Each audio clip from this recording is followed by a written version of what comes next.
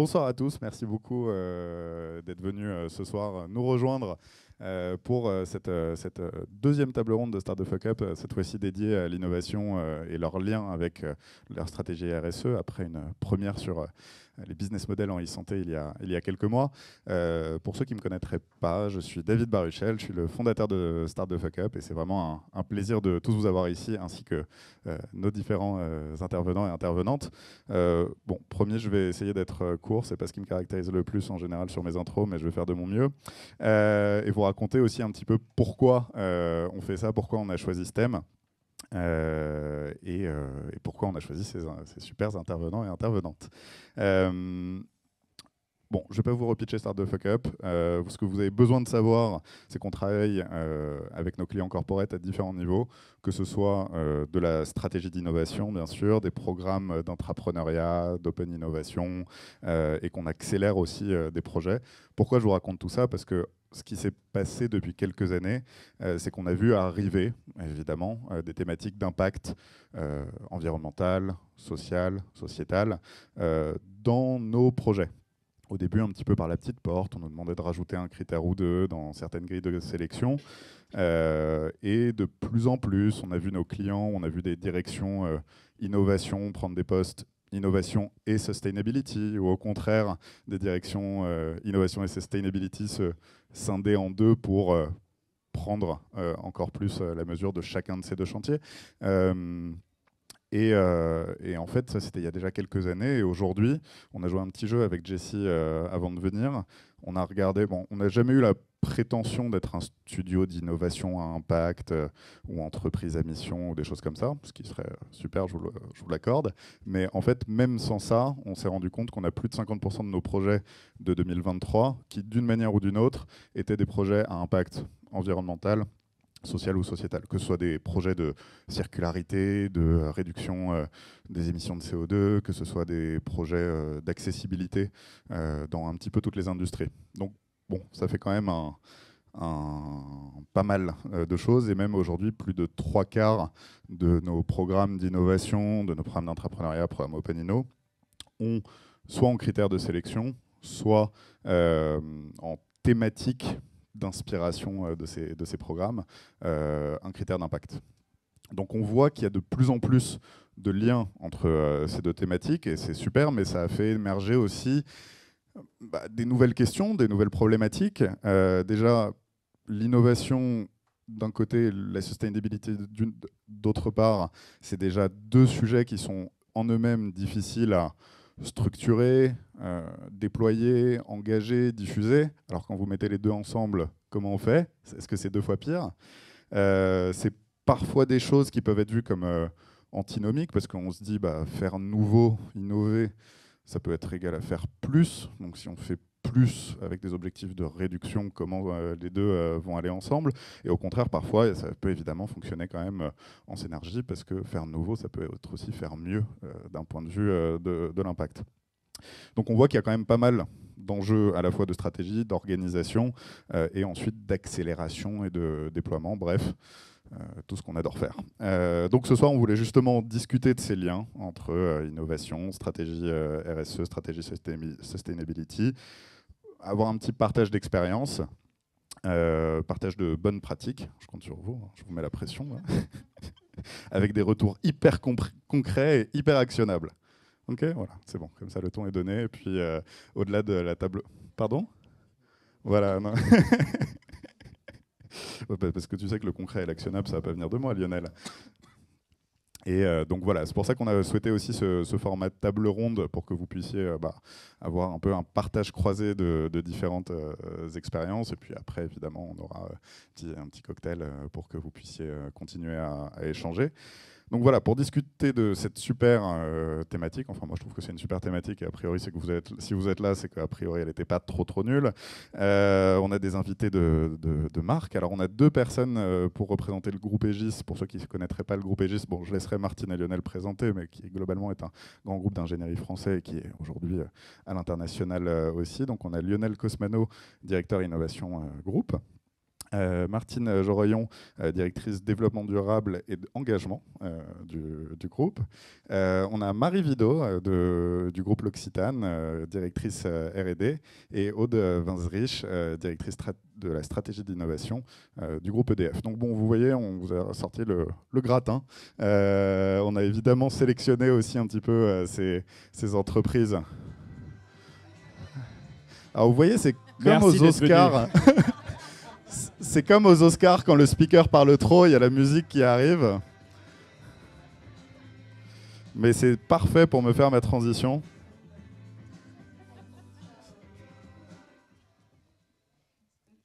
Oui, c'est exactement, c'est le jingle des Oscars pour que je me taise. Très bien. Et donc voilà, on a décidé ce format table ronde qui sera donc modéré par Jessie Parot, qui est partenaire chez STFU. Et juste avant de lui laisser la parole pour parler beaucoup mieux que moi du sujet, je voulais d'abord, vous remercier d'être venu, remercier tous les membres de l'équipe STFU qui ont participé à organiser cet événement, notamment Jessie, Nina, Maëlia, Juliette et tous les autres qui nous ont aidés dans cette démarche. Jessie, the floor is yours. Merci beaucoup David. Je voulais aussi tous vous remercier parce que ça fait plaisir de voir des gens. La dernière fois qu'on était ici, c'était pour parler de Gen AI et c'est vrai qu'au moment où on a décidé de faire une table ronde sur la RSE, on n'était pas sûr que ça susciterait l'adhésion et puis ça nous prouve le contraire. Donc merci beaucoup. Alors si vous avez déjà fait des missions avec nous, vous saurez qu'on commence généralement nos missions avec une phase d'exploration parce qu'avant de dire aux gens quoi faire ou de les aider dans leurs projets, on aime bien savoir de quoi on parle. Donc avant d'organiser cette table ronde, on est parti en exploration. J'ai eu la chance de mener cette exploration. Et il y a plusieurs choses qui sont remontées. Donc on posait des questions à énormément de directions innovation ou RSE sur quel était ce lien entre ces deux thèmes qui pouvaient émerger. Il y a un premier sujet qui est remonté assez souvent, c'était que quand on parlait d'RSE, il fallait avant tout définir un cap pour l'entreprise et que souvent aller explorer des territoires inconnus, faire de la prospective, c'était un mandat que les départements innovation avaient déjà et que c'était un bon premier point d'entrée en fait, pour attaquer ces sujets. Donc je pense que ça va être un bon premier point d'entrée pour nous pour attaquer cette table ronde. On a pu échanger avec plein de directions innovation et c'est vrai que quand on a parlé avec EDF, c'était très clair que vous étiez très organisé et vous aviez un process très clair pour définir cette stratégie. Donc peut-être Aude, je vais vous laisser la parole en premier pour nous parler un peu de ce process-là. Ok, bonsoir à tous. Donc effectivement, en fait, nous, à la stratégie d'innovation, notre mission, c'est d'aller identifier des sujets à fort degré de nouveauté, des sujets dits en rupture, sur lesquels on n'a pas encore de certitude que ça va fonctionner. Et donc, on identifie ces sujets-là, et puis au sein de l'équipe, on va les explorer un peu sur une démarche agile, donc 3 mois, 6 mois, etc. Et on va se dire, est-ce que finalement, c'est un sujet qui est un bon sujet pour EDF, ou est-ce que c'est finalement un sujet qui faisait le buzz et qu'on ne va pas aller explorer au-delà. Et donc, du coup, pour pouvoir identifier ces sujets-là, on va s'appuyer sur plusieurs choses. Alors déjà, on va s'appuyer sur la raison d'être du groupe qui va vraiment driver les sujets d'innovation ensuite qu'on va pouvoir choisir.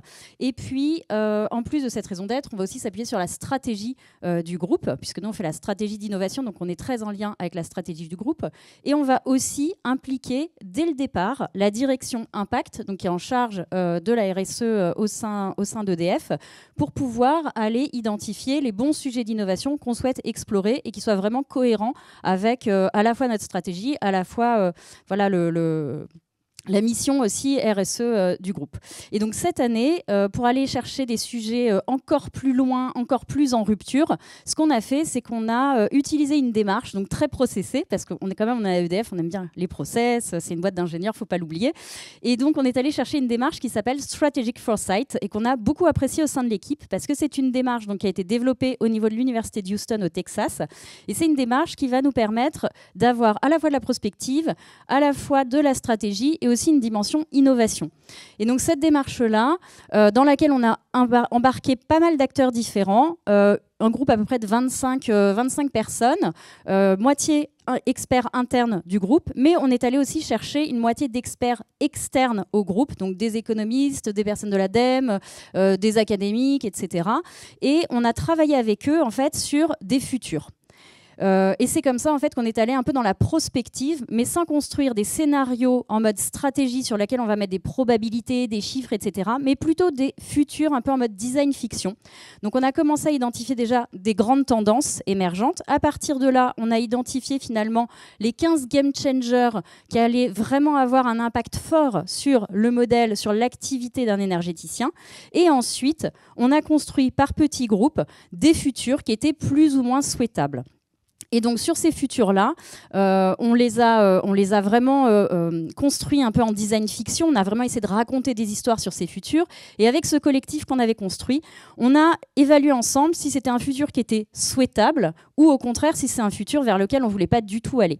Et quand c'était un futur qui était souhaitable, on a réfléchi finalement aux pistes d'innovation qu'il faudrait qu'on mette en place au sein du groupe pour être un véritable acteur pour que ce futur advienne. Et c'est comme ça qu'on a identifié des pistes d'innovation. Et quand c'était un futur qui était très dystopique, qui ne nous plaisait pas du tout, ou alors qui était très contraire en fait aux démarches RSE qu'on voulait mettre en place, on a identifié également des innovations qui nous permettaient de ne pas aller vers ce futur et également des risques qu'on pouvait aussi aller monitorer avec des actions à mettre en place avec la direction des risques groupes. Et donc c'est avec cette démarche-là, donc vous voyez très processée, qu'on a identifié des pistes d'innovation et ensuite qu'on est allé sélectionner en fait les innovations qu'on allait traiter cette année. Super intéressant, merci beaucoup. Du côté d'Egis, donc je me tourne vers vous Martine, vous avez aussi une stratégie qui est autour du climat. Est-ce que vous pouvez nous en parler un peu, ce qu'il y a dans cette stratégie, mais aussi un peu comment vous l'avez construite également ? Exactement. Alors, je vais peut-être, avant, vous planter le décor un petit peu des métiers de l'ingénierie qui ne sont pas forcément super connus. Alors, nous, notre métier, c'est de concevoir des réseaux de métro, des routes, des aéroports, des réseaux ferroviaires, mais aussi de construire des hôpitaux, des écoles, des centres culturels, voilà, des centres sportifs. Et ceci aux quatre coins du monde. Voilà, donc c'est ça notre métier. Et si je le disais autrement, en fait, c'est de quelque part, en tant qu'ingénieur dans le domaine de l'aménagement de territoire, on dessine les cadres de vie de millions de personnes. Alors, ça ne vous aura pas échappé que donc, les secteurs d'activité dans lesquels nous opérons, à savoir les infrastructures de transport et les constructions, ce sont des secteurs par nature fortement émissifs. Ces deux secteurs représentent la moitié des émissions de gaz à effet de serre au niveau mondial. Donc ça, bien évidemment, ça nous confère une responsabilité sociétale extrêmement forte. Et en tant qu'ingénieur, de par la spécificité de nos métiers, parce qu'on arrive finalement très en amont, on donne vie au projet, on a ce super pouvoir, quelque part, de changer la donne et de faire en sorte que nos projets aient le moins d'impact environnemental possible. Donc ce qui fait que nous, effectivement, ça fait plus de 15 ans qu'on a une stratégie de développement durable, on a une politique d'innovation extrêmement volontariste sur le sujet, plein de solutions opérationnelles, et pour autant, ce n'était pas transformant. Ce n'était pas transformant pour notre boîte. Et le pivot de passer à un stade où ce soit vraiment transformant, on l'a fait véritablement il y a 4 ans, dans le cadre d'un exercice qui est assez courant dans nos boîtes. Hein. C'est ces exercices qu'on fait tous les 3 ans de projets d'entreprise. Et donc là, l'objectif de cette réflexion stratégique, c'était de donner un nouveau souffle à l'ambition du groupe. Et donc c'est là où on prend un peu de recul au niveau du COMEX, on regarde les grandes tendances, on se projette, comment finalement cela va-t-il impacter nos activités et puis aussi toutes les opportunités que cela va créer. Et c'est à ce moment-là que s'est imposé que finalement, au cœur de notre ambition, nous allions mettre effectivement la transition écologique et énergétique et nous positionner comme un acteur qui va accélérer cette transition écologique et énergétique. Alors pour nous, ça va être très clair. Ça veut dire nos 2 missions.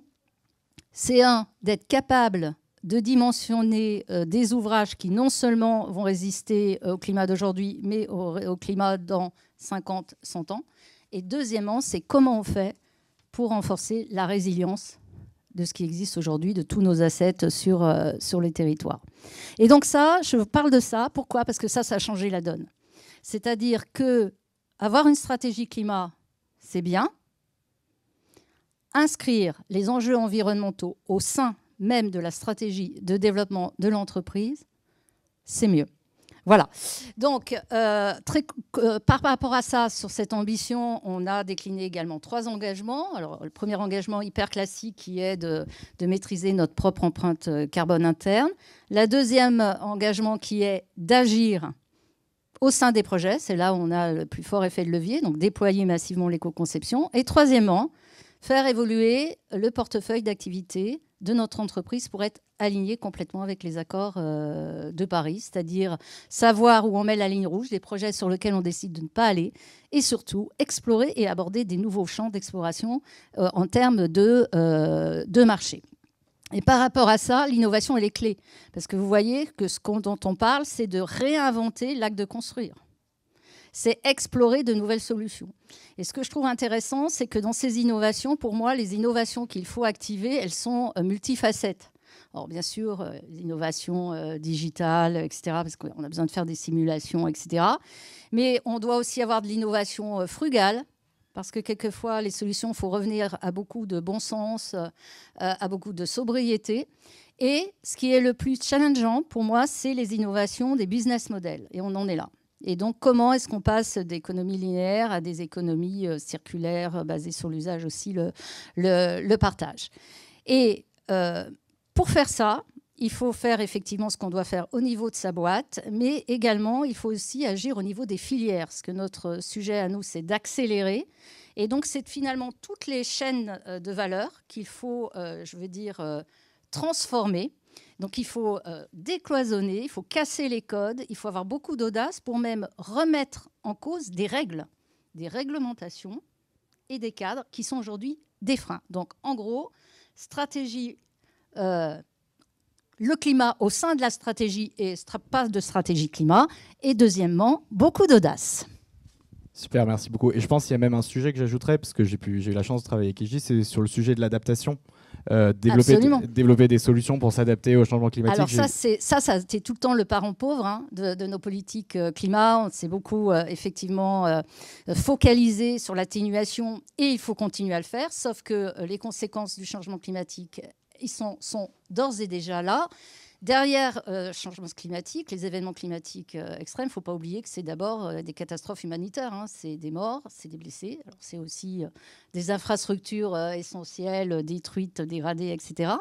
Et donc, c'est maintenant qu'il faut agir. Et donc, il faut faire dans le même temps, si j'ose employer cette expression, il faut traiter les causes et les conséquences. Super, merci beaucoup. Maintenant, je me tourne vers toi, Marie. C'est vrai que vous avez une approche un peu différente, parce qu'on a vu 2 approches un peu top-down de la stratégie et de la mise en place d'une stratégie innovation et RSE. Vous, chez l'Occitane, ça a été différent, parce que c'est beaucoup venu des équipes. Est-ce que tu peux nous en parler un peu plus ? Oui, merci. Bonjour à tous. Effectivement, j'entends des grandes stratégies structurées. Moi, je suis dans un groupe beaucoup plus petit. Donc, je pense que ça fait aussi une grande différence. L'origine du groupe, c'est vraiment la marque L'Occitane en Provence, avec un fondateur, Olivier Bossan, qui en Provence a voulu quelque part offrir les richesses des territoires, que ce soit les richesses humaines ou les richesses des plantes principalement. Et lui, il est parti de cette relation humaine et avec la nature très forte. Donc finalement, la notion de RSE dans toutes ses dimensions était au cœur du démarrage même de la première marque du groupe. Et je dis ça parce que finalement, la RSE, elle est portée par les équipes, par tout le monde. Chacun dans le métier a ça à cœur. Et donc, ce n'est pas une question de faire une stratégie ou d'inclure de la RSE dans la stratégie. C'est presque plutôt une question d'organiser toutes les dimensions et toutes les envies de tout le monde sur ces sujets-là. Et aujourd'hui, on a beaucoup d'équipes qui, dans les métiers, vont travailler des aspects RSE. J'ai donné un exemple du packaging. Le packaging, c'est dans les cosmétiques un vrai problème, clairement, avec beaucoup de plastique, beaucoup d'autres éléments. On a un produit iconique qui est la crème main, qui est dans un tube aluminium. Bon, voilà, le premier point, c'était il faut absolument que l'aluminium soit de l'aluminium recyclé. Donc, il y a eu des étapes. Et ça, c'est les équipes qui l'ont porté. Personne n'est venu leur dire il faut mettre du recyclé dans l'aluminium. De même, sur le plastique, il y a eu une décision de dire, en fait, on va s'inscrire à la Fondation Ellen MacArthur pour un peu se structurer par rapport à la façon dont nous voulons avancer sur le plastique.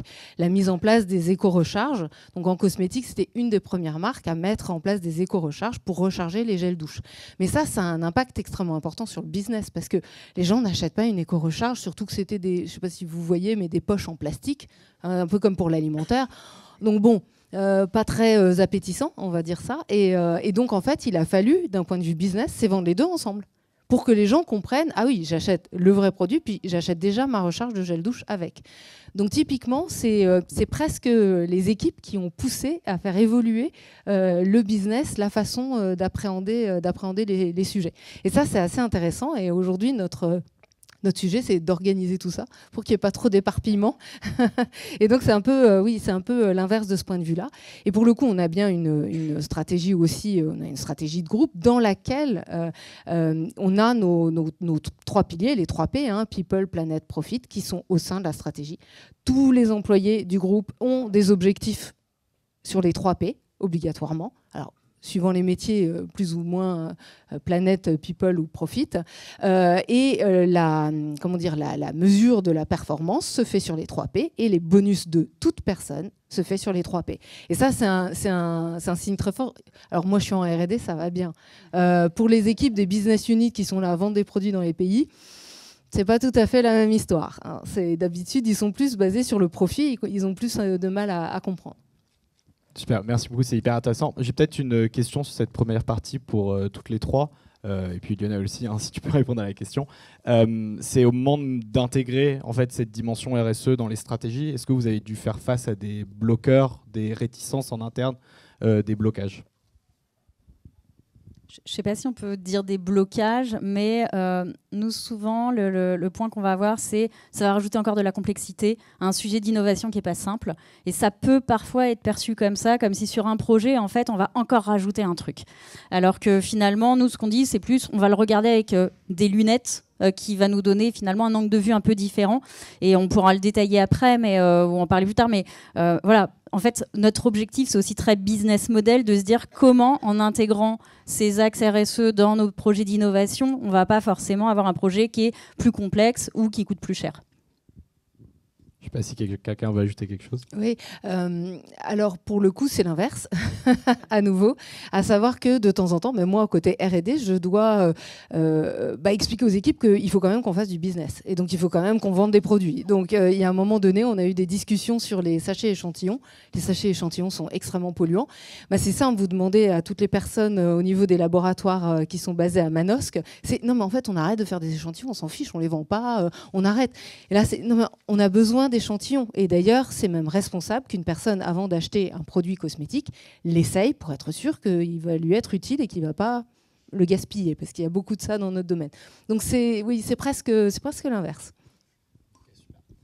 Alors, vas-y. Écoutez, nous, pour lever les freins, parce qu'il y a des freins, il y a des remarques, le truc que j'ai trouvé, c'est effectivement de m'accrocher, alors je n'utilise plus le terme sauver la planète, etc., militante écologique, ça ne marche pas au sein de Comex. Donc j'utilise, par contre, ce qui marche bien, c'est qu'en faisant ça, on va dérisquer les projets. Alors ça, directeur financier comprend, dérisquer les projets. On va effectivement finalement avoir aussi un avantage de différenciation en anticipant des futures demandes, parce qu'on est convaincu qu'aujourd'hui, des solutions qui sont un nice to have dans des appels d'offres, demain seront un must to have. Et donc, il faut qu'on anticipe, etc. C'est également très important pour l'attractivité. Nous, on est une boîte de people, donc ce qu'on cherche, c'est la matière grise. Et donc, il faut les attirer, les jeunes, aujourd'hui. Donc ça nous sert aussi. Ça sert notre marque, la réputation. On est une boîte on achète une société par mois, donc voilà. Et alors c'est bien de grandir, sauf qu'il faut gérer la réputation. Donc le moindre pet et la moindre dissonance, je dirais, entre des engagements climatiques claironnés et ce qu'on fait sur le terrain, ça peut vous casser 15 ans d'efforts. Et in fine, et ça aussi la direction financière, elle aime bien, c'est que ça contribue aussi à la valorisation financière des boîtes, de travailler l'ESG. Voilà. Lionel, tu veux ajouter quelque chose ? Et pour conclure, je dirais de plus en plus de projets. Ça marche ? Non, mais je pense que vous m'entendez. D'accord, ok. Et de plus en plus de projets, ça devient maintenant un réflexe. On est sollicité, même plus que sollicité, pour amener des solutions totalement décarbonées.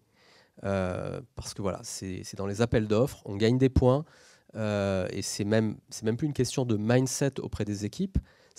Voilà, on a été sollicité la semaine dernière pour identifier des solutions bas carbone pour des projets de métro, d'excavation de terre décarbonée, de structures modulaires décarbonées pour faire des quais de métro. Donc on est vraiment sollicité. On est avec des gros constructeurs, de gros BTPistes qui vont même jusqu'à faire des espèces de sites à ciel ouvert de R&D pour tester de nouveaux matériaux bas carbone. Et les tester en situation réelle, parce qu'on ne peut pas le faire en chantier, c'est compliqué. Et ils sont en train, justement, ces BTPistes-là, de constituer tout un écosystème de partenaires avec des énergéticiens, avec des ingénieristes comme Aegis, etc., pour trouver ces solutions et les proposer à nos clients. Super, merci. Donc, une fois qu'on a une stratégie, il faut arriver à l'opérationnaliser et à la transformer en action. C'est quelque chose qui est jamais facile, mais dans le cadre d'une stratégie RSE, il faut qu'on apprenne à voir et à faire les choses de manière nouvelle. Et c'est un peu le mandat de l'innovation, de faire des nouvelles choses, de les faire avec un angle différent. Est-ce que vous utilisez des méthodes, des outils, du mindset d'innovation justement pour opérationnaliser ces stratégies RSE? Et peut-être je vais me tourner vers toi, Lionel, en premier, pour peut-être parler des dispositifs d'innovation que vous avez mis en place chez Aegis. Alors, on a un dispositif et on en est assez fiers parce que ça marche très très fort, que connaît bien David et son équipe. C'est notre incubateur qui a été lancé à l'initiative de Martine et qui est un petit peu pour moi l'amplificateur, l'accélérateur et le booster au niveau de l'innovation sur le volet anticipation de tout ce qui est lié au changement climatique, au risque climatique, à la résilience de nos infrastructures et à la transition énergétique.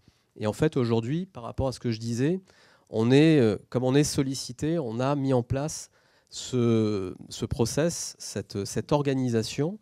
STFU est partie prenante de cet accompagnement de nos porteurs de projets. Et on a toute une structuration, un accompagnement et un commitment fort maintenant de notre COMEX, puisqu'on a dans notre comité de pilotage 2 membres actifs du comité exécutif d'Aegis, qui font partie prenante de ce comité, qui suivent. Et la gouvernance est très importante si on veut que ça marche. Il faut que le porteur ait un sponsor qui soit quelqu'un de son équipe, enfin son N+1 généralement. Et il faut également tout un accompagnement du management.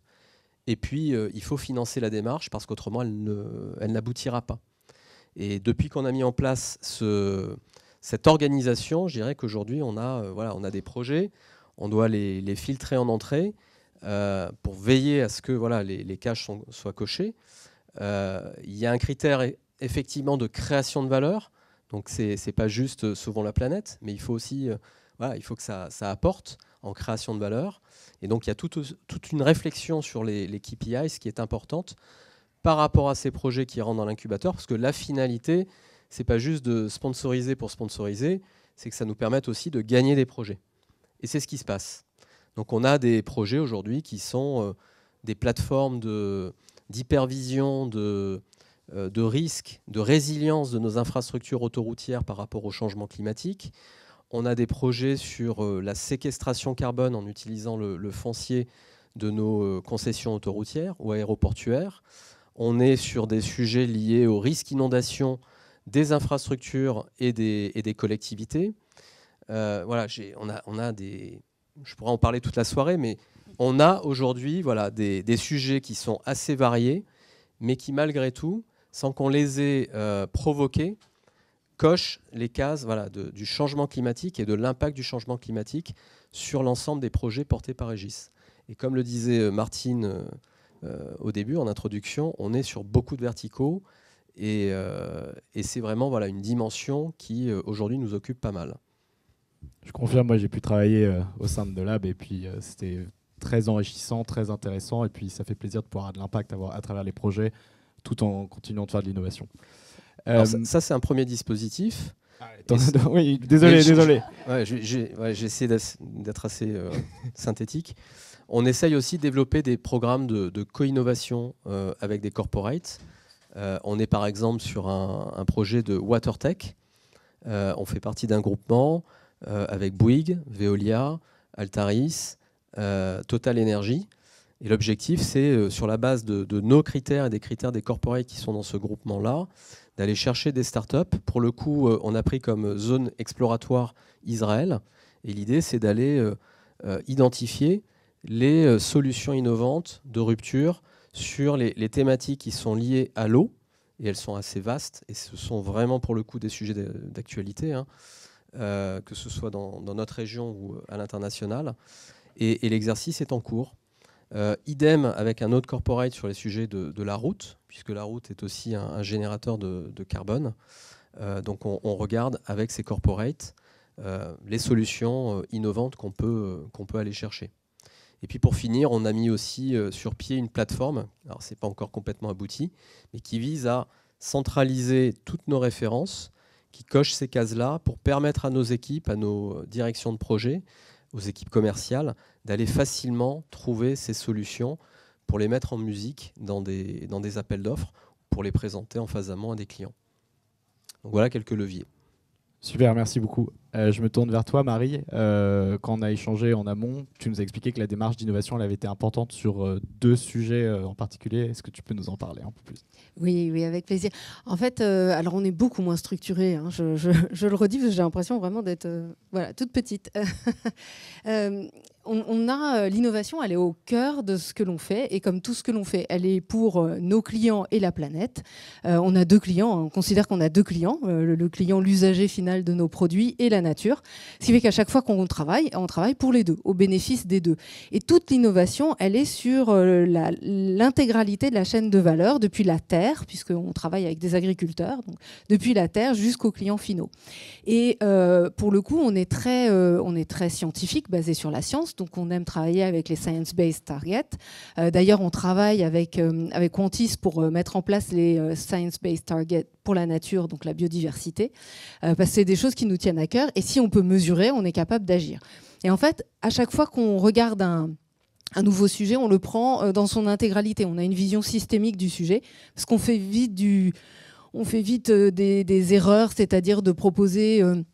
je sais pas moi, du packaging à base de sucre de canne, bon, c'est pas forcément la meilleure idée, même si ça a l'air sympa sur le papier. Donc voilà, on aime bien prendre le sujet intégralement. Et donc quand on fait des analyses de cycle de vie, ça nous dit et ça nous aide à décider quels sont les endroits pour décider, là on prend tel ingrédient versus un autre, déjà, pour son impact, par exemple son land footprint, l'impact sur la terre. On va également regarder à ce moment-là l'usage. Donc ça, c'est un point extrêmement important, hein, je voudrais partager, c'est que notre impact climatique, 50% de notre impact, c'est l'usage. Parce que c'est la douche. En fait, c'est la douche chaude, tout simplement. Et d'ailleurs, dans l'impact biodiversité, c'est aussi la douche, puisque c'est l'eau. Donc, entre l'eau et l'eau chaude, on a beaucoup d'impact. Et là, quelque part, soit on se dit, de toute façon, ça, c'est pas moi, voilà, c'est le client, c'est pas à ma main. Soit on se dit, si, c'est à notre main. Et à notre main, là, c'est de l'innovation. Évidemment, de l'innovation pour qu'on puisse rincer le produit plus vite. OK, donc on fait ça. Mais c'est aussi de l'innovation pour changer les routines, changer les comportements des usagers en proposant d'autres produits.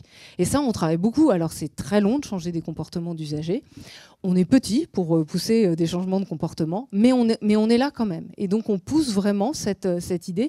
Par exemple, un des grands sujets sur lequel on travaille, c'est d'arrêter les 2 shampoings plus un après-shampoing, ce qui fait 3 fois le lavage de la tête, mais avoir un pré-shampoing, un seul shampoing, enfin vous voyez, de réduire finalement le nombre de produits, je dis bien ça, réduire le nombre de produits. Et même le patron de la marque et tout a dit oui, on réduit le nombre de produits, je vous assure. Donc ça, c'est un point important. Je voulais citer un autre exemple qui prend en compte l'intégralité et qui est vraiment aussi basé sur de l'innovation. On utilise beaucoup de beurre de karité, en particulier dans notre crème main qui est assez connu.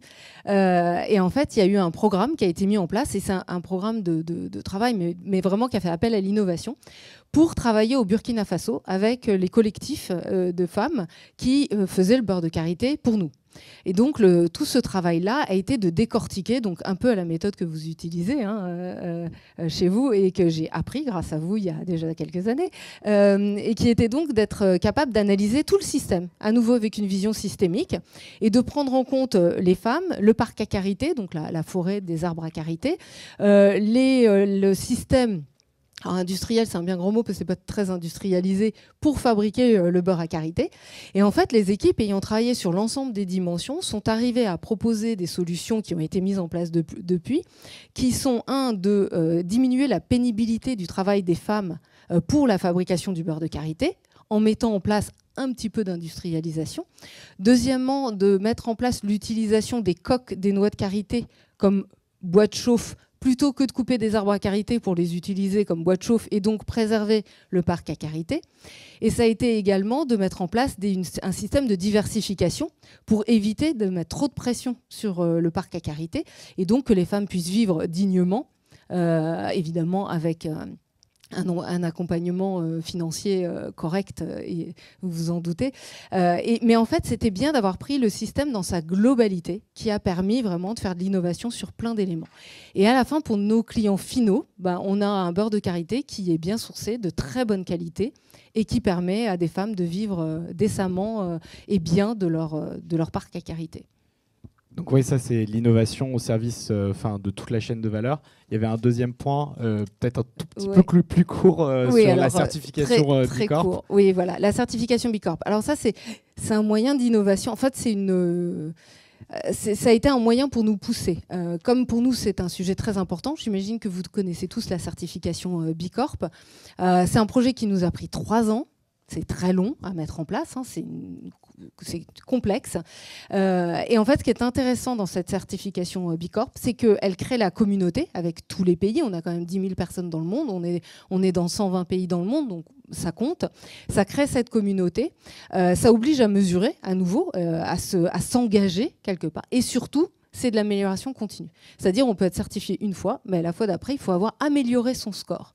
Et rien qu'en 3 ans, on a une de nos business units, je dirais laquelle, qui a multiplié son score par 2. Parce que elle s'est vraiment préoccupée du sujet. Bon, c'était celle qui était la moins impliquée, on va dire. Et ça l'a vraiment engagée. Et ça aussi, ça nous pousse à l'innovation. Super, merci beaucoup. Aude, moi j'ai eu la chance de travailler avec le groupe EDF au mois de décembre et j'ai été assez bluffé par l'organisation de l'innovation. Il y a une marque innovation qui est très clairement identifiée en interne, qui est la marque Pulse. Est-ce que tu peux nous expliquer un peu comment les sujets d'action sont définis, les projets sont sélectionnés et puis peut-être un peu la visibilité sur le déroulé de ces projets innovants et notamment sur Impact? Alors du coup, en fait, on a mis en place cette année cette démarche avec le Strategic Foresight pour aller identifier des sujets un peu différents d'habitude. Alors pourquoi ? Parce que jusqu'à présent, on allait vraiment aller chercher nos sujets d'innovation auprès des métiers en leur demandant finalement, par rapport à votre stratégie métier, est-ce que vous êtes à l'aise pour atteindre vos indicateurs ou est-ce que vous pensez qu'avec de l'innovation, vous pourriez aller soit plus vite, soit plus loin, soit tout simplement, ça vous permettrait de les atteindre. Et donc, on avait commencé comme ça, ce qui permet vraiment de fédérer les métiers et d'avoir des sujets d'innovation très cœur de métier.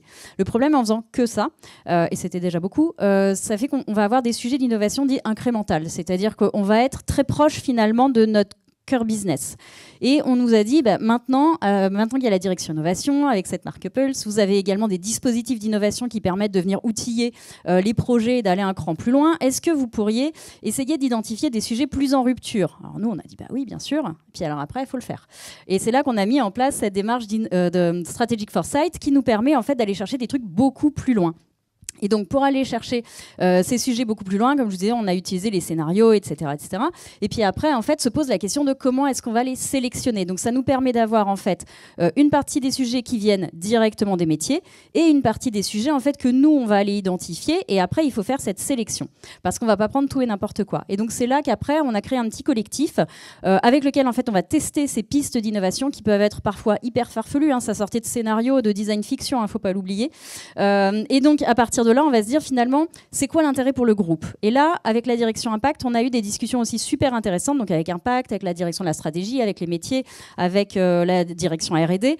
Et on s'est vraiment à chaque fois posé la question de finalement, par rapport à tous ces sujets, est-ce qu'il y en avait aussi qui étaient prêts à être sponsorisés par la direction Impact? Alors, je ne vais pas tous les citer, mais parmi ceux-là, on a par exemple des sujets autour de la sobriété. Alors, on disait tout à l'heure, est-ce qu'on peut faire moins et mieux? Voilà, on a toute une réflexion autour du business model, de comment finalement on peut arriver à changer les comportements, et c'est hyper difficile. On voit bien que de toute façon, ce qui paye en général sur de l'innovation, c'est plutôt est-ce que ça va me coûter moins cher?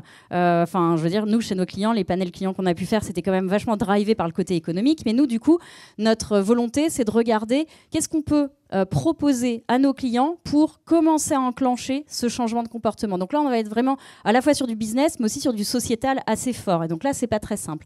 Un autre sujet également, pour le coup, qui était très techno-push à la base, et qu'en discutant avec la direction Impact, on s'est dit, tiens, finalement, c'est pas que de la techno. Un sujet autour des nanosatellites. Dans nos grandes tendances, il y avait beaucoup le New Space. Alors ça, c'est la grande tendance du moment. On s'est dit, il y a des nanosatellites, peut-être ça pourrait nous être utile à quelque chose. Et finalement, en discutant avec Impact, on se dit, grâce aux nanosatellites, qu'est-ce qu'on pourrait faire? Surveiller nos sites, alors pas pour savoir s'il y a de l'intrusion, etc., parce que c'est pas du direct, c'est pas du temps réel, mais si on regarde des sites hydrauliques qui peuvent être parfois perdus un petit peu dans la montagne, eh bien en fait, même envoyer un drone, ça peut être compliqué. Avec du nanosatellite, on peut avoir des images, donc c'est pas du temps réel, mais c'est quand même à fréquence assez régulière, qui nous permettent de surveiller l'évolution de la biodiversité autour d'un site. Donc ça, c'est un usage qui peut être vachement intéressant pour voir en fait si on a vraiment un impact positif autour d'un projet, autour d'un site. Mais à la base, c'était vraiment du techno-push. Si on n'avait pas eu la direction Impact avec nous dans la réflexion, en fait, on aurait sûrement loupé ce cas-là. Et un troisième projet qui, là, pour le coup, est vraiment sponsorisé par la direction Impact, et je vais vous donner du très concret, puisque on l'a mis en place en se disant... alors, on est assez fort, souvent dans les grands groupes, pour faire plein de slides, c'est super joli, on s'enthousiasme et tout, c'est hyper conceptuel. Nous, on s'est dit quand même, on aimerait bien aller un cran plus loin et le tester en vrai, et on s'est lancé dans mettre en place un modèle régénératif pour nos projets. Donc c'est pas simple. C'est là où forcément on va nous dire ça va rajouter une couche de complexité, etc. Nous, notre enjeu, c'est de le prendre du coup multifacette, avec plein d'angles d'approche. C'est-à-dire régénératif, c'est un joli mot, mais de se dire finalement comment est-ce qu'on peut régénérer différents axes. Donc là on a pris l'année dernière un site en particulier de la Petite Hydro. Donc on est toujours dans les Alpes, dans une petite ville, avec une prise d'eau désaffectée. Et là, la question se pose de finalement, on en fait quoi? Donc est-ce qu'on va raser le truc? Là, il y a un impact écologique qui est énorme, etc. Et là, on s'est dit peut-être qu'on peut tester en fait le modèle régénératif pour voir ce que ça donne. Et à partir de là, on va itérer. Et puis une fois qu'on sera pas mal rodé là-dessus, ça nous permettra peut-être de le déployer sur des plus grands projets. Et donc on a eu un angle d'attaque assez large avec l'équipe de Pulse Design, puisqu'on a la chance d'avoir des designers au niveau de la direction innovation qui travaillent avec nous. Et on a étudié ça vraiment de façon très systémique, en se disant qu'est-ce que je peux faire pour le tissu social ? Qu'est-ce que je peux faire en fait au niveau de la biodiversité? Qu'est-ce que je peux faire pour minimiser l'impact environnemental de la déconstruction, en tout cas de la transformation de ce site? Et donc la direction Pulse Design a imaginé en fait pas mal de facettes différentes, mais vraiment avec cette vision très systémique pour pas prendre le projet par silo, et à proposer par exemple d'avoir une espèce de promenade plantée sur ce site-là avec des espèces très endémiques qui pourraient aussi revenir, avec en pensant vraiment éco-conception et aux matériaux qu'on va utiliser, en reprenant ce bâtiment qui était désaffecté pour en faire des logements, pour en faire peut-être une salle communale, et donc aussi remettre un petit peu de vie dans cet endroit et en faire un endroit où il y aura encore plus de plantes, encore plus de biodiversité et puis de la vie de village, quoi. Donc ça, c'est un exemple très concret et c'est pas facile. Ça, je veux bien croire. Est-ce qu'il y a d'autres difficultés peut-être que vous rencontrez, même si on voit tous les efforts qui sont faits sur l'opérationnalisation de ces sujets? Donc on a parlé des blocages au niveau de la stratégie, mais peut-être quand on rentre dans le dur. Moi, je rajouterais peut-être juste un point, c'est qu'on ne peut pas faire ça tout seul. Donc ça, c'est un point qui pour nous est très important, et j'en parlais avec mes anciens collègues. Le monde de la cosmétique est extrêmement concurrentiel. C'est vraiment, normalement, on est censé se détester. Voilà. Et le seul élément qui a fait changer ça, c'est la sustainability. Parce qu'en fait, on est incapable d'agir tout seul. Et c'est le seul élément où on doit travailler ensemble dans la même industrie, déjà, entre concurrents. Et donc, on a des projets, par exemple, un projet de traçabilité de filière qui a été lancé par Chanel. Et évidemment, on a suivi et on travaille ensemble. Et il y en a plein d'autres, mais des fois aussi bien au-delà de notre industrie. Et ça, pour moi, ça c'est la vraie lumière, quoi. Me dire que si on se met tous ensemble, en fait, on va réussir à bouger la montagne, alors que tout seul... Oui, ça rebondit sur ce que tu disais, Martine, sur travailler à l'échelle des filières plutôt qu'à l'échelle individuelle de l'entreprise. On ne peut pas faire ça tout seul. C'est une bonne transition sur la dernière partie parce qu'il y a un ingrédient, et vous l'avez déjà beaucoup mentionné dans ce que vous avez dit, qui sont les équipes, le people. Ce qu'on a pu entendre, c'est qu'il y a souvent une adhésion forte aux objectifs et aux ambitions RSE des entreprises, mais que ça chamboule tellement le quotidien des équipes que c'est parfois compliqué de le traduire pour eux. Comment est-ce qu'on peut les accompagner, les former, les incentiver, les embarquer justement sur ces nouveaux trajets pour cette partie. Donc, c'est vrai que sur le sujet culture, peut-être l'Occitane, Marie, tu peux commencer. Oui, alors pour le coup, c'est pas trop compliqué chez nous. On a vraiment une espèce de motivation très très forte de tout le monde. Après, on fait quand même des formations aussi pour que les gens comprennent, parce que des fois, on peut avoir une vision un peu réduite du problème, alors que finalement, c'est quand même un problème à 360 au minimum. Donc en fait, on a des formations. On a passé tout le monde à la fresque du climat, par exemple. On a passé tout le monde à la fresque de la biodiversité, et c'est les personnes des équipes qui deviennent les formateurs pour les suivants. Et ça crée une espèce d'animation très intéressante. On a fait quelque chose qui, moi, m'a encore plus surprise, j'avoue. Les réunions dites réunions marketing, où on a tous les pays du monde, tous les patrons de pays du monde qui viennent avec leur directeur marketing pour un peu le plan marketing des différentes marques du groupe. Et là, en fait, on a emmené tout ce monde-là faire une deep time walk. Donc, on a pris un long moment pour faire 4,3 km de promenade. Je ne sais pas si vous connaissez la Deep Time Walk. Et où on suit les 4,3 milliards d'années de la planète et on explique. Et à la fin, autant vous dire que moi, en tant que biologiste, je me dis bon, voilà. Et ça a généré un sentiment pas d'urgence, mais non, mais en fait, on peut faire quelque chose, on doit faire quelque chose, qui a été extrêmement intéressant parce que toutes les discussions derrière étaient des discussions business. Et ça a changé la façon dont on parlait du business derrière. Donc ça, pour le coup, c'est intéressant. Et sinon, le deuxième point, c'était la structure. Donc nous, on a une direction RSE, bien sûr, qui est relativement petite, parce que toute la structure est faite dans les métiers, dans chacun des métiers. Donc c'est surtout traité à l'ordre de la communauté. Et les communautés embarquent vraiment l'ensemble des personnes de l'organisation. Super, merci beaucoup. Hyper inspirant. Je ne connaissais pas du tout la marche 4,3 km, c'est hyper intéressant. Martine, Lionel, je me tourne vers vous. Au sein d'Egis, quel levier vous utilisez pour vous assurer que ces changements de cap, de direction, d'ambition, ils puissent prendre racine à l'échelle des équipes ? D'abord, comme l'a très bien expliqué Martine, d'abord c'est inscrit dans les valeurs du groupe, dans nos objectifs, dans la stratégie, la vision du groupe et de nos actionnaires. Ensuite, on a aussi, je pense qu'il faut prendre en ligne de compte le mindset des collaborateurs. Donc, on a parlé des people. Et on a, nous, une culture d'entreprise de par cette jeune génération de personnes qui sont très, très, très sensibilisées de nature au changement climatique et à tous ces enjeux et tous les challenges qu'on voit, tous ces défis. Et ils nous rejoignent, ils rejoignent Egis aussi pour donner un peu de leur expertise et de leur temps pour apporter une pierre à cet édifice qu'on essaye de maintenir et de renforcer, de rendre plus résilient. Ensuite, effectivement, le côté sensibilisation, acculturation, ça passe par des séances d'information, de partage d'informations pour continuer à sensibiliser nos équipes. Et puis le rappel aussi du marché, des clients, sur les projets sur lesquels nous, on se positionne et qui fait écho à ces changements d'attitude, de posture et l'innovation qui doit suivre. Tu veux ajouter quelque chose, Martine ? Moi, j'ai commencé mes propos en vous parlant de stratégie. Alors, de mon expérience, je tire quand même un truc. c'est que moi, j'ai accompagné beaucoup d'entreprises dans des grands programmes de transformation, etc. Et une stratégie aussi brillante et pertinente soit-elle, si vous embarquez pas la dimension humaine, vous vous plantez, en fait. C'est aussi simple que ça. Et donc, tous ces programmes de transformation dans nos boîtes, c'est des programmes qui nécessitent d'activer toute la batterie des leviers assez classiques de la conduite du changement. Donc, vous en avez beaucoup parlé. Moi, j'aimerais partager avec vous quelque chose parce que ce que je me dis quand on parle de l'innovation, on parle beaucoup des startups qui pivotent, etc. Moi, je trouve que là, ce qui est intéressant, c'est que toutes nos entreprises doivent pivoter. Ça, c'est pivoter pour une grosse boîte. Je peux vous dire que c'est quand même des gros paquebots. Et donc, c'est assez complexe. Et donc, on a aussi une bascule culturelle à faire dans nos boîtes, même sur la façon dont on présente les sujets. En fait, le sujet, il est quand même plombant. Hein. On parle de risque, on parle de catastrophe.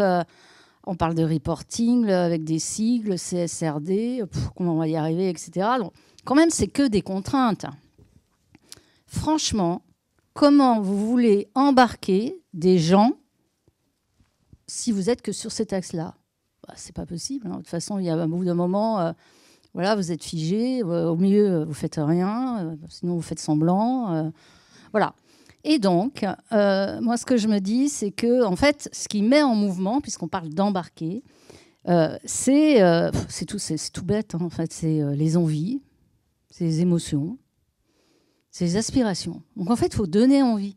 Et donc, on parle beaucoup d'intelligence collective, la co-innovation, etc. Et moi, je miserais bien sur aussi l'intelligence émotionnelle pour embarquer plus largement tout le monde. Super, merci beaucoup. Je me tourne vers toi, Aude. Du coup, tu peux nous parler peut-être un peu de comment cette ambition RSE et impact, elle s'est diffusée au sein des équipes innovation d'EDF ? Ouais. Et alors, du coup, je vais rebondir sur ce que disait Martine, parce que c'était un peu notre mot d'ordre ces dernières années, de dire on va arrêter de convaincre. On était vraiment sur le rationnel pour dire ce sujet d'innovation, il est super, avec des chiffres hyper pointus, etc. Et à un moment donné, j'ai dit aux équipes, on va arrêter d'essayer de convaincre, on va donner envie. Et si on donne envie, en fait, voilà. Et on est complètement sur l'émotionnel, et le design fiction marche super bien pour ça, où en fait, on essaye d'inventer des futurs qui peuvent donner envie, etc. Et on est beaucoup sur un futur désirable, un futur souhaitable. Alors, ça peut sembler un petit peu utopique comme ça, et on se dit...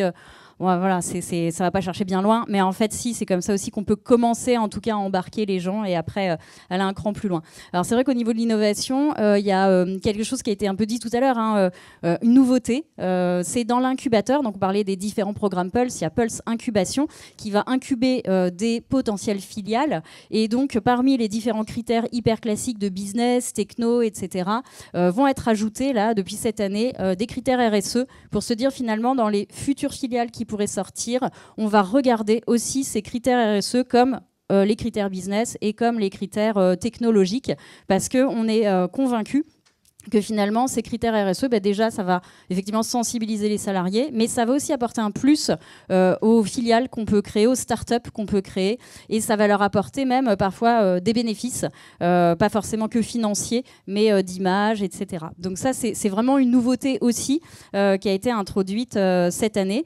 Et puis, on disait aussi tout à l'heure, voilà, il y a parfois la direction impact qui va nous apporter des idées de projet, ou alors qui va être sponsor d'un projet qu'on va traiter avec eux, mais ça marche aussi dans l'autre sens. On a énormément d'échanges avec cette équipe-là, notamment sur des sujets qui peuvent être très technologiques. Alors, je parlais tout à l'heure des nanosatellites.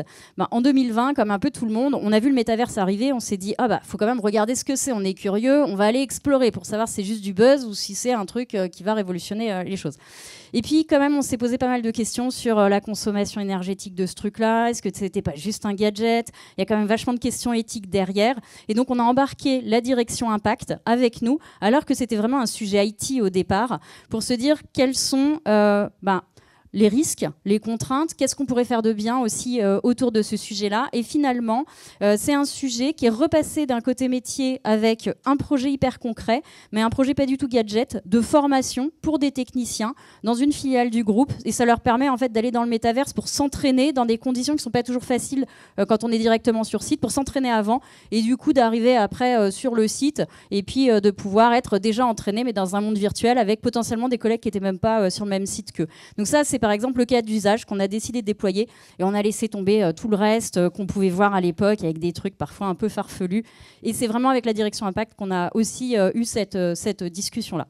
Donc oui, il y a vraiment cette notion que les équipes doivent se nourrir entre elles et puis c'est avant tout un partage. Merci beaucoup à tous les quatre. Je pense que tout ce qui a été dit depuis près d'une heure, ça a dû beaucoup inspirer, challenger ce que l'audience pense. Donc je pense qu'on va pouvoir ouvrir une petite phase de questions, que ça ne soit pas que du descendant, mais que ça soit aussi un échange. Je ne sais pas si quelqu'un a déjà une première question.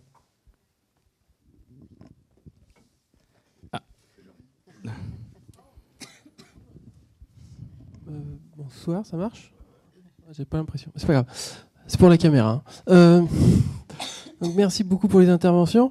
Juste une question. Est-ce que c'est pas aujourd'hui, dans un monde qui est de plus en plus concurrentiel, on voit avec une situation géopolitique de plus en plus difficile, est-ce que c'est pas un luxe de vouloir lier RSE et innovation et de se dire que pour d'autres pays ou d'autres entités qui prennent un peu moins ces aspects en jeu, on risque pas, au moins à court terme, de perdre un petit peu la bataille?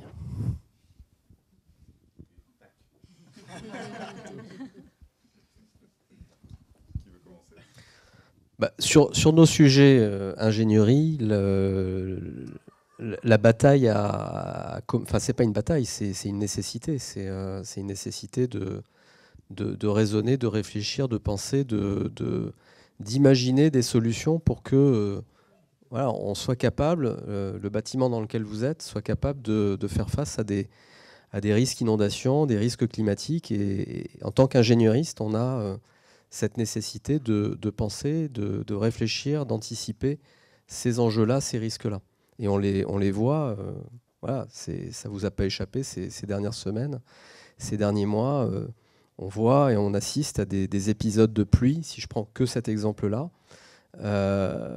L'année dernière, à Athènes, on a eu un réseau autoroutier bloqué avec des gens dans leur voiture pendant toute une nuit parce qu'il a chuté sur quelques heures, ce qui peut neiger sur Athènes sur un mois.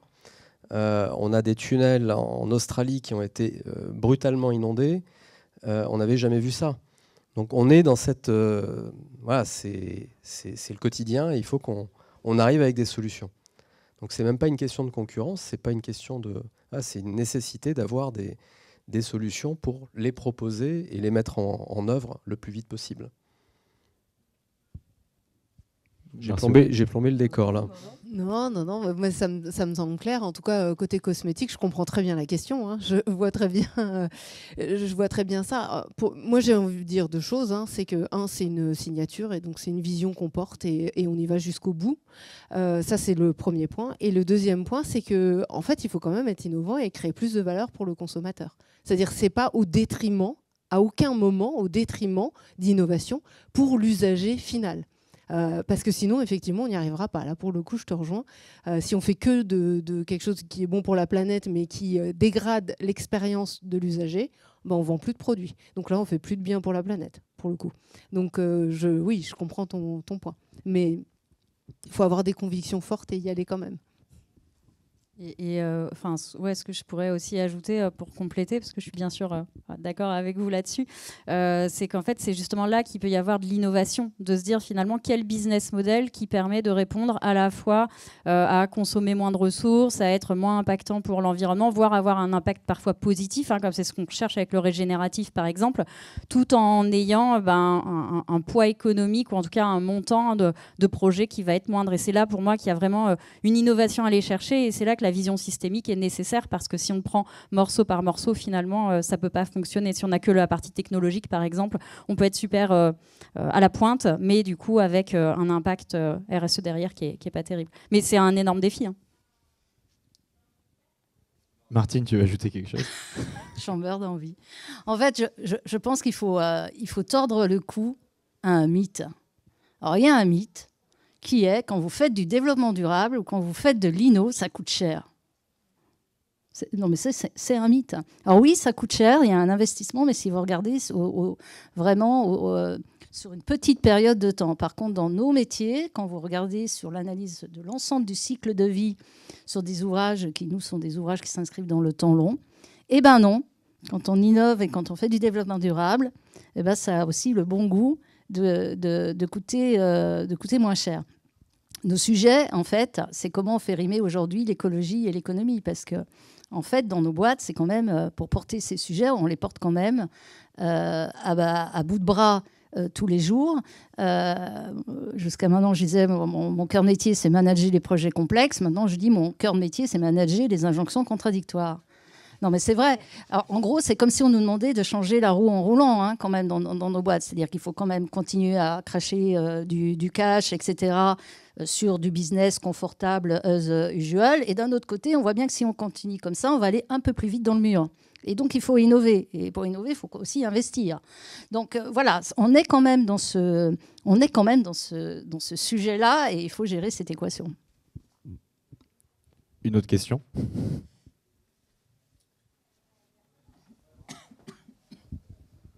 On m'entend, ouais. Donc merci à toutes et tous pour ces interventions. Moi j'avais une question vis-à-vis donc plutôt du volet atténuation. On distingue souvent donc 3 gros leviers qui peuvent être actionnés via l'innovation, donc de la substitution, de l'efficacité énergétique et de la sobriété, de la frugalité. Comment on innove et comment on embarque les gens, comment on donne envie sur celui-ci, sur ce dernier, parce que évidemment les 2 premiers suffiront pas à eux seuls.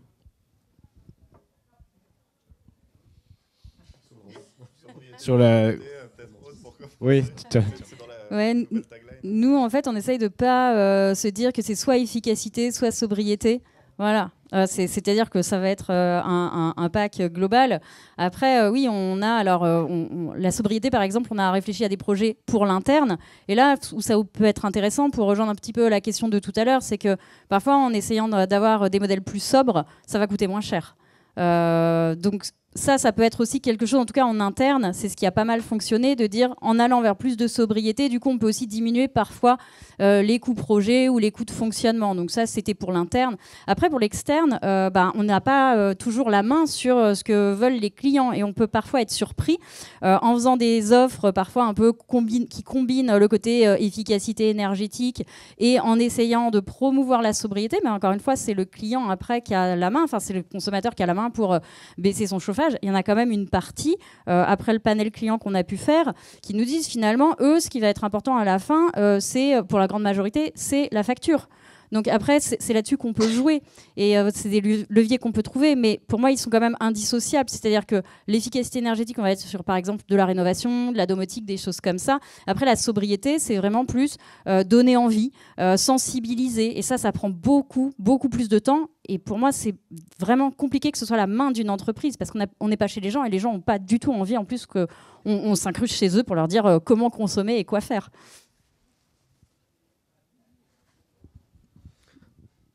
Et puis tu as ajouté quelque chose? Oui, pour compléter, voilà, on a aussi des solutions qui visent à assurer et améliorer tout ce qui est lié à la performance, à la fois chez nous en interne, en utilisant donc des outils, des plateformes, et puis sur les sujets liés à la rénovation énergétique, la performance énergétique, on essaye de travailler sur des solutions, mais encore une fois, on peut pas obliger les clients et les utilisateurs finaux de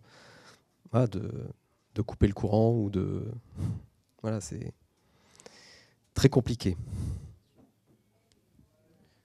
Ensuite, c'est là aussi on voit l'émergence du nudge dans certaines de vos industries. Donc, comment influencer un petit peu les comportements justement des consommateurs. Je sais qu'on a vu certains projets, aussi bien chez Egis, je crois que chez EDF, vous avez aussi un peu ce genre de réflexion sur comment on peut orienter petit à petit. Et là, c'est c'est un mix de pas mal de choses entre une très très bonne compréhension des enjeux du client, du consommateur. Et donc là, ça reboucle évidemment avec les méthodologies d'innovation. Et ensuite, à partir de là, comment on trouve un petit hack, un petit biais qui arrive à emmener les choses de manière positive. J'ai un exemple concret pour illustrer ça. Alors, nous, on a des autoroutes et un de nos métiers, c'est dans les autoroutes, on tire notre profit parce que on fait toute la gestion du péage quand vous payez le péage, donc on fait tout le back-office, etc. Et pour parler de sobriété, on s'est dit comment est-ce qu'on pourrait éviter justement qu'il y ait des bouchons, trop de monde dans les trajets pendulaires, domicile-travail, etc., pour plus de sobriété, ou encourager le covoiturage, etc. Et une boîte qui fait finalement son business model sur le fait de faire tout le back-office de la collecte du péage, une des solutions un peu folles a été de dire, et si on payait les gens pour qu'ils ne prennent pas l'autoroute ? On l'a fait. On a testé ça alors dans les pays nordiques, ça marche moins bien un peu chez nous. Et ça a marché en fait. Donc vous aviez votre plaque d'immatriculation de votre voiture qui était pouvait être captée. Vous vous inscriviez sur une plateforme que vous vouliez jouer le jeu, soit en covoiturage, soit en retard, soit en prenant pas l'autoroute et en prenant les voies de transport en commun. Et si vous faisiez ça, vous aviez une peut-être réduction sur l'abonnement, etc. Enfin, il y avait un truc super astucieux, et là, il faut quand même oser. Enfin, je veux dire, et finalement, on prend le truc complètement à l'envers, on va vous payer pour ne pas prendre l'autoroute. Et ça a marché. Ça a marché. Tu te souviens de cette... Et on l'a appelé le péage positif. En fait, la logique, c'est plutôt que de lâcher des centaines de millions d'euros pour construire des infrastructures autoroutières, pour élargir les voies, etc., eh bien, on réduit le trafic. Et on réduit le trafic en incentivant les usagers. Donc, on y gagne quelque part. Enfin, les collectivités, les directions de transport y gagnent. Voilà, c'est ce qu'on a fait notamment aux Pays-Bas, pour être précis. Et dans le domaine de l'énergie, ce qu'on appelle l'effacement, où pareil, on peut rétribuer aussi, par exemple, surtout sur le B2B, des personnes qui vont dire là, je m'efface parce qu'il y a un pic de consommation, et donc ils sont rémunérés également dans ce sens. Voilà, c'est le même business model. Ça peut être contre-intuitif, mais... Un peu dans ce cas-là, juste pour dire, c'est que dans les labos où nous sommes, il n'y a ni chauffage ni climatisation le vendredi et le lundi. Donc autant vous dire que voilà, il n'y a personne. C'est bien, mais donc l'hiver, on a nos pulls, nos manteaux, voilà. Et il en était question de couper l'eau chaude. J'ai dit là peut-être quand même on va se laver les mains. Je sais bien qu'on a une crème miraculeuse pour les mains, mais quand même. Mais on va jusqu'à là, et c'est pour des raisons parce qu'il y a eu des pics, c'est parti de là, et puis parce que c'est des engagements qu'on a et tout le monde le suit, puis qu'on a du télétravail aussi, donc il faut bien que tant qu'à faire ça serve, etc. Donc c'est les mêmes principes. La sobriété forcée chez l'Occitane, du coup. Ah, mais on était tous d'accord. Il y avait d'autres questions, je crois. Yann. Merci pour vos échanges. J'ai été surpris parce qu'aucun d'entre vous n'a parlé de réglementation. Est-ce que vous n'attendez rien de nos politiques sur ces questions-là ?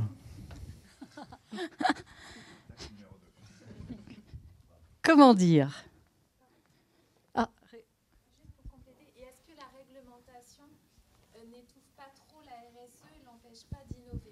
Voilà, c'est ma réponse. Dans notre secteur, c'est un secteur hyper réglementé. Quand on construit des ponts, etc., c'est sur des normes, ce qu'on appelle les eurocodes, etc. Et voilà. Donc, on est assez loin encore de la simplification administrative. Hein. Et donc, c'est hyper réglementé. La réalité, aujourd'hui, c'est que tous ces cadres réglementaires sont des freins à l'accélération de la transition écologique et énergétique, c'est-à-dire qu'ils ne sont plus adaptés. On a aussi des contraintes sur, par exemple, nos clients, on a beaucoup de clients, ce sont des collectivités, ce sont des États, avec les appels d'offres publics où quelquefois c'est très difficile. En fait, vous êtes super bon pour remporter le truc si vous répondez parfaitement à ce qu'on vous demande et parfaitement en suivant le cadre, les eurocodes, machin. Alors, si vous osez proposer une petite variante innovante, etc., eh ben, vous prenez le risque de ne pas remporter l'appel d'offres. Donc, il faut changer le cadre. Quand le cadre il est plus bon, il faut changer le cadre. Et c'est en ce sens que je dis il y a aussi énormément de travail à faire en termes de lobby. On peut le faire qu'au niveau collectif, au niveau des filières, se grouper aux filières pour faire évoluer les choses et donc être force de proposition. Il y a actuellement une fenêtre d'opportunité pour faire ça, avec le secrétariat de la planification écologique, qui est, je veux dire, très conscient finalement de ces carcans qui sont d'un autre temps, en fait. Voilà, donc il faut changer les choses. Pour les jeunes, c'est une super chose, parce que moi, quand j'ai commencé, je suis géophysicienne de formation, quand j'ai commencé mon travail, on me disait, si tu veux être un bon ingénieur dans ton secteur, il faut que tu connaisses par cœur tes référentiels, tes normes, tu couches voilà, à côté de ton lit, il y a ça, etc. Tu sais ça parfaitement, t'appliques, tu vas être top.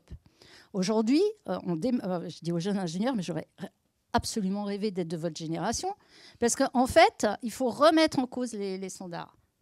Il faut remettre en cause, il faut réinventer. Il faut réinventer les règles. Donc, il faut à la fois réinventer et à la fois se rappeler aussi du bon sens ancestral. Nous, quand même, maintenant, on recommence à construire en bois. On a notre spécialiste là, en terre, en paille. C'est presque l'histoire des 3 petits cochons. Mais voilà. Voilà. Donc, je pense qu'il faut revenir à du bon sens ancestral. Et puis, il faut donner un gros coup dans la fourmilière quand les lois, finalement, freinent.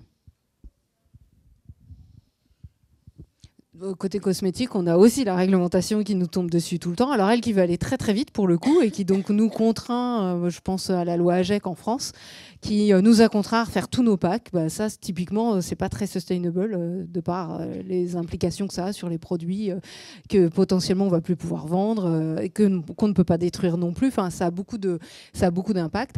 Après, quelque part, c'est quand même bien que les réglementations se saisissent du sujet, ce qui n'est pas votre cas. Il y a des bonnes réglementations, voilà. Et puis celles qui nous servent à rien. En fait. Exactement. Donc il y a des réglementations qui, même si elles ne sont pas parfaites, et je ne pense pas que la loi AGEC soit parfaite, loin s'en faut, mais pour autant qui disent faut y aller. Et ça, je trouve ça bien. Cette partie-là, je la trouve bien. Et après, il y a le fait que les entreprises se regroupent pour proposer des choses à la réglementation quelque part. Et ça, c'est encore plus intéressant. C'est-à-dire de dire, si on peut agir. Je pense à un exemple, c'est l'Eco Beauty Score, ou voilà, dont on ne fait pas partie aujourd'hui, mais bon, j'en parle quand même, où en fait, c'est l'ensemble d'entreprises plutôt menées par L'Oréal qui ont décidé de faire un peu comme le Nutri-Score, un Eco Beauty Score, en se disant, mais de toute façon, un jour, on va nous le demander. Donc, autant qu'on les travaille, qu'on ait vu toutes les implications, qu'on les bien bossé pour proposer quelque chose. Et ça, je trouve ça intéressant. Et c'est là aussi, on a besoin de travailler collectivement, et collectivement avec le législateur à un moment donné aussi. Une dernière question. Oui, je ne sais pas s'il y a une dernière question, peut-être.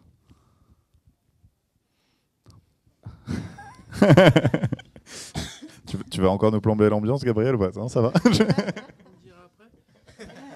Non, c'est une question sur la formation. C'est-à-dire qu'il y a beaucoup d'envie dans les entreprises. Est-ce que dans les écoles de management, dans les écoles de commerce, est-ce que la formation suit? Est-ce que les futurs managers et futurs financiers sont bien formés à relever ces défis demain? Moi, je sais qu'on n'arrive pas à recruter en écotoxicologie. On a énormément de difficultés à recruter en éco-conception packaging. Donc non, ça ne suit pas encore. Voilà, pour le coup.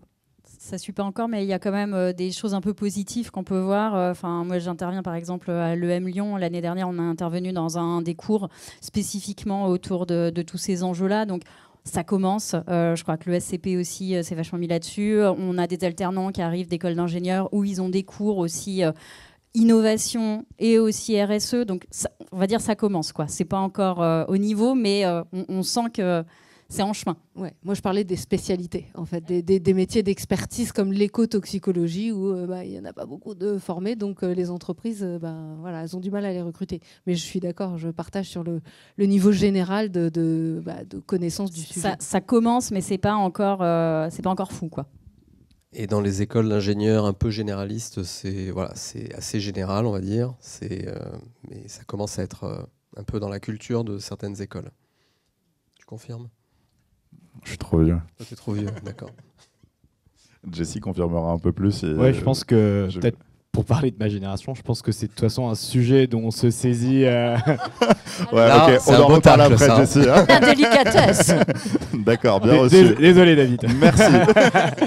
Ma génération, je note. Hein. Je pense que c'est un sujet dont on se saisit un peu naturellement, quoi qu'il arrive. Alors c'est vrai que sur peut-être certaines spécialités, les institutions qui nous enseignent et qui nous forment doivent peut-être aller plus loin, mais je pense que c'est quelque chose qu'on a envie de faire de toute façon. Donc après, je sais pas, je veux pas dire que je parle au nom de tout le monde, mais en tout cas de mon côté et des gens que je connais, je pense que c'est le cas.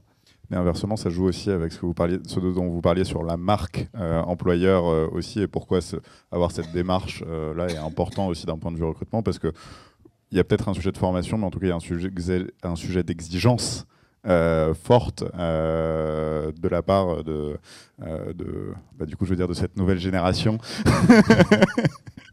mais qui cherche en effet des entreprises qui résonnent avec ces enjeux-là et qui vont arriver et challenger et voilà. Alors ensuite, je pense que sur des spécialités, il y aura encore ensuite des enjeux de formation dans l'entreprise. Donc c'est là où ce sera intéressant de voir où est la frontière, je pense, entre ce qui est fait en amont, puisque c'est quand même assez connu qu'on n'apprend pas grand-chose en école, hein, je suis bien placé pour le dire, et qu'est-ce qu'on apprend dans l'entreprise ensuite derrière. Mais c'est tellement des enjeux spécifiques en termes d'apprentissage que c'est vrai que ça multiplie en fait les sujets sur lesquels il faut apprendre à former.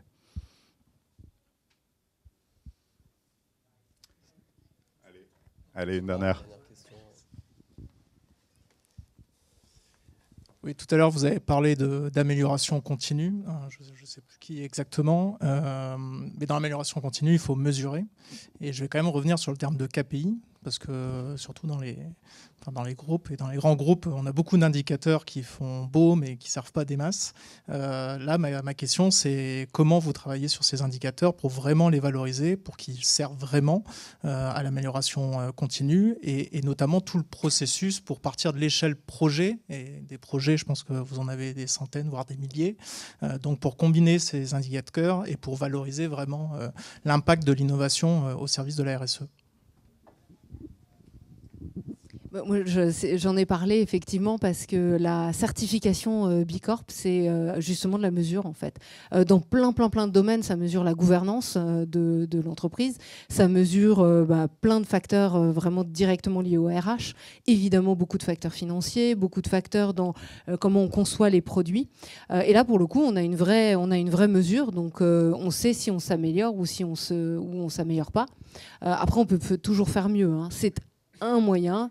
Voilà, des certifications, il en existe des tas. Je pense que ce qui est important, c'est pas de changer tous les jours.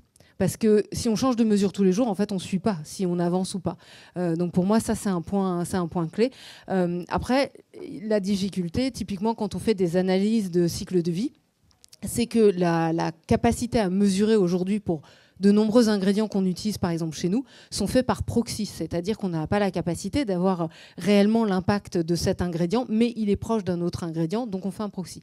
Ce qui fait qu'au fur et à mesure du temps, où tous les ingrédients commencent à rentrer dans la bibliothèque avec les vraies mesures, et en fait, on arrive à avoir de la traçabilité, et donc on a une mesure plus précise grâce à la traçabilité. On a une évolution de nos scores. Et de temps en temps, on a cru faire bien, et en fait, on n'a pas fait bien parce qu'on était sur un proxy, d'où l'importance de le faire très régulièrement, pour le coup. Mais la mesure, elle progresse en permanence, dans ce domaine-là, en tout cas, largement. Sur certains projets, notamment de séquestration de CO2, c'est même une partie intégrante du modèle économique qu'on propose à certains gestionnaires de foncier. C'est-à-dire qu'on va être en mesure d'identifier, d'auditer un foncier avant la mise en œuvre d'une solution. Et puis on va après derrière, sur la base de ces critères de capacité de séquestration de CO2, être en mesure de sortir un certificat qui sera une sorte de label pour le gestionnaire de foncier, que ce soit une concession autoroutière ou un aéroport. Et c'est quelque chose qu'on vend et qui est inscrit dans notre modèle économique. Mais sur la base de données, vérifiées, avec des processus auditables, etc., Et donc, on va sortir ce certificat pour montrer le volume de tonnes de CO2 séquestrées. Et ça, c'est juste un exemple. Dernière remarque, un mot de conclusion. Il est pour moi le mot de conclusion? Oui, je pense que c'est ce qui était écrit, non? Dans le script, c'est moi le mot de conclusion.